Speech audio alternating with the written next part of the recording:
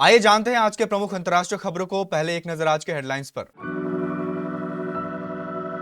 सम्राट चौधरी ने मुख्यमंत्री पद संभालते ही दिए 5 बड़े निर्देश। भ्रष्टाचार पर जीरो टॉलरेंस का ऐलान। कई सोसाइटियों में दूसरे दिन भी नहीं पहुंची मेड्स। सैलरी बढ़ाने की लेकर चल रहा है प्रोटेस्ट। मोदी जी तो मोदी जी हैं, कहां किसी की सुनते हैं। महिला आरक्षण विधायक की टाइमिंग पर भड़के कांग्रेस। सरकार ने तय की है कि इतने हजार न्यूनतम सैलरी कोई कंपनी ना दे तो क्या करें।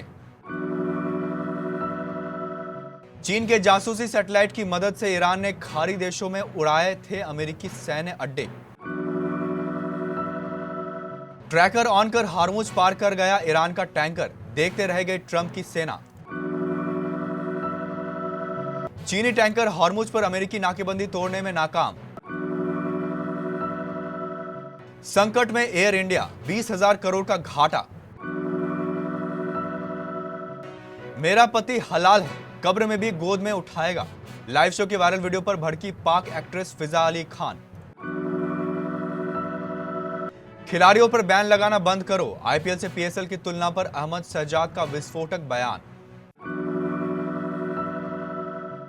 बिहार की सियासत में एक नया अध्याय शुरू हो चुका है। सम्राट चौधरी ने मुख्यमंत्री पद की शपथ लेते ही पूरे राज्य में राजनीतिक माहौल को और गर्मा दिया है। शपथ ग्रहण के तुरंत बाद उन्होंने सचिवालय पहुंचकर अपने पद का औपचारिक रूप से कार्यभार संभाला और अधिकारियों के साथ पहली अहम बैठक की। मुख्यमंत्री कार्यालय में प्रवेश करते ही सम्राट चौधरी ने कई महत्वपूर्ण फाइलों की समीक्षा की और प्रशासनिक कामकाज को तेज करने से जुड़े दस्तावेजों पर हस्ताक्षर किए। इसके बाद मुख्य सचिव और विभिन्न विभागों के प्रमुख सचिवों की पहली औपचारिक बैठक हुई, जिसमें उन्होंने अधिकारियों को स्पष्ट और सख्त निर्देश दिए। नोएडा में प्राइवेट कंपनियों के कर्मचारियों के बाद हाउसिंग सोसाइटी के में काम करने वाली मेड्स का भी आंदोलन शुरू हो गया है। बुधवार को भी यहां सेक्टर 137 में घरेलू कामगारों द्वारा विरोध प्रदर्शन देखने को मिल रहा है। यह प्रदर्शन Purvanchal society, eco city society व आसपास की अन्य हाउसिंग सोसाइटी के बाहर किया जा रहा है। बड़ी संख्या में मेड्स एकत्र होकर अपनी मांगों को लेकर विरोध कर रहे हैं। प्रदर्शन कर रही मेड्स का कहना है कि उन्हें काम के बदले उचित वेतन नहीं मिल रहा है। साथ ही कई जगहों पर काम के घंटे भी तय नहीं है। इसके अलावा सोसाइटी के कड़े नियम जैसे एंट्री एग्जिट की पाबंदियां, पहचान पत्र की अनिवार्यता और लिफ्ट के उपयोग पर भी प्रतिबंध है, जिसके चलते उन्हें परेशानियों का सामना करना पड़ता है। केंद्र सरकार ने नारी शक्ति वंदन अधिनियम पर चर्चा करने और उसे पारित करने के लिए 16 अप्रैल से 3 दिवसीय विशेष संसद सत्र बुलाया है। संसद में महिला आरक्षण विधायक की टाइमिंग को लेकर विपक्ष सरकार की मंशा पर सवाल उठा है। कांग्रेस के ओबीसी विभाग के प्रमुख अनिल जैन ने बुधवार को प्रेस कॉन्फ्रेंस कर केंद्र सरकार पर हमला किया। उन्होंने कहा, महिला आरक्षण चर्चा का विषय नहीं है, बात अब सिर्फ उसके क्रियान्वयन की है। जब से नोएडा में प्राइवेट कंपनियों ने हंगामा किया है, तब से न्यूनतम सैलरी और इंक्रीमेंट आदि को लेकर चर्चा हो रही है। अब उत्तर प्रदेश सरकार ने कर्मचारियों की नई न्यूनतम सैलरी की भी घोषणा कर दी है, जिसका मतलब है कि अब कर्मचारियों को कम से कम उतनी सैलरी तो मिलेगी। सरकार की ओर से अलग अलग कैटेगरी में सैलरी फिक्स की गई है। अगर आप भी नौकरी कर रहे हैं तो जान लीजिए कि कहीं आपको भी न्यूनतम सैलरी से कम तनख्वाह तो नहीं मिल रही है। ऐसे में जानते हैं कि अगर आपको न्यूनतम सैलरी से कम सैलरी मिलती है तो क्या करना होगा और आप किस तरह से कंपनी की शिकायत कर सकते हैं। ईरान ने पिछले दिनों करीब 40 दिनों तक चले जंग के दौरान चीन की खुफिया सैटेलाइट की मदद से खाड़ी देशों में अमेरिकी ठिकानों पर हमले किए थे। यह दावा फाइनेंशियल टाइम्स ने किया है।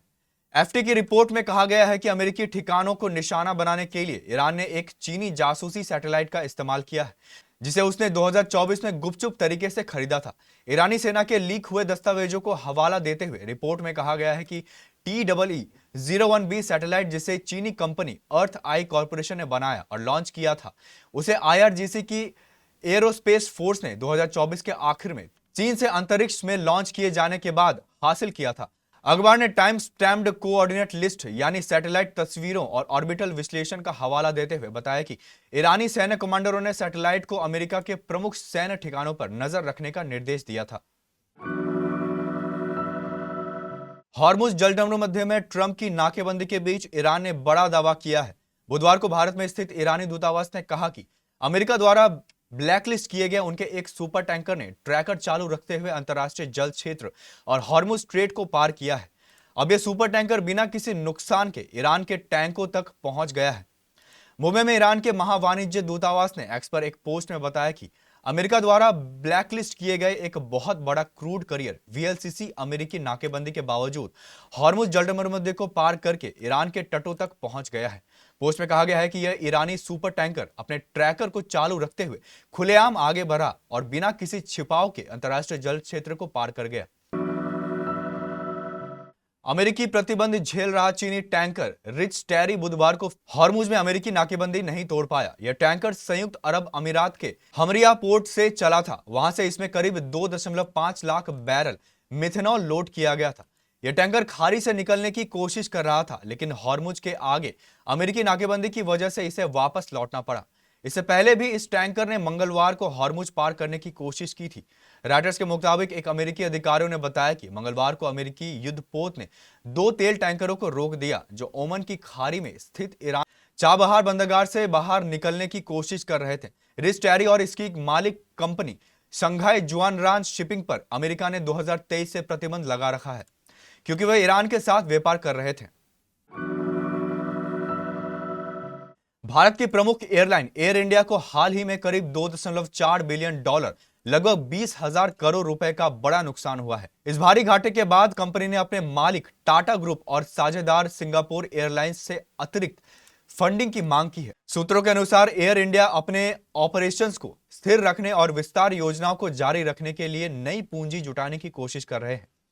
पहले कुछ समय में एयरलाइन ने अपने बेड़े के विस्तार, नई फ्लाइट शुरू करने और सर्विस सुधारने पर काफी निवेश किए हैं, जिससे लागत में काफी बढ़ोतरी हुई है। पाकिस्तानी एक्ट्रेस और टीवी होस्ट फिजा अली इन दिनों सोशल मीडिया पर जबरदस्त चर्चे में है। हाल ही में एक लाइव टीवी शो के दौरान उनका एक वीडियो तेजी से वायरल हुआ, जिसमें उनके पति उन्हें स्टेज पर गोद में उठाते नजर आए। इस पल को देखकर जहां कुछ लोगों ने इसे पति पत्नी के प्यार का इजहार बताया, वहीं कुछ यूजर्स ने इसे ओवर और अनुचित करार देते हुए जमकर आलोचना की। खास बात यह रही कि यह सब उनकी बेटी के सामने हुआ, जिसे ट्रोलिंग और ज्यादा बढ़ गई। अब इस पूरे विवाद पर फिजा अली ने खुलकर अपनी प्रतिक्रिया दी है। इन दिनों क्रिकेट मैचों की धूम है। पाकिस्तान में जहां पीएसएल 2026 चल रहा है, वहीं भारत में आईपीएल 2026 की धूम है। पाकिस्तान सुपर लीग की तुलना अक्सर इंडियन प्रीमियर लीग से की जाती रही है, लेकिन 15 अप्रैल को पूर्व पाकिस्तानी क्रिकेटर अहमद शहजाद ने एक विस्फोटक बयान देकर नई बहस छेड़ दी है। उन्होंने पाकिस्तान क्रिकेट को आईना दिखाया और उन विदेशी खिलाड़ियों को आड़े हाथों लिया है जो महज सुर्खियां बटोरने के लिए पीएसएल को आईपीएल से बेहतर या बराबर बताते हैं। अपने बेबाक बयानों को लेकर चर्चे में रहने वाले शहजाद ने साफ शब्दों में कहा कि पीसीबी को उन खिलाड़ियों पर बैन लगाने की बजाय अपनी असलियत समझना चाहिए जो आईपीएल के लिए पीएसएल छोड़ रहे हैं। उन्होंने अपने ही बोर्ड की इज्जत उतारते हुए दावा किया है कि आज की तारीख में पीएसएल सिर्फ उन्हीं विदेशी खिलाड़ियों के भरोसे चल रहा है जो या तो आईपीएल से रिटायर हो चुके हैं या जिन्हें वहां कोई पूछ नहीं रहा है।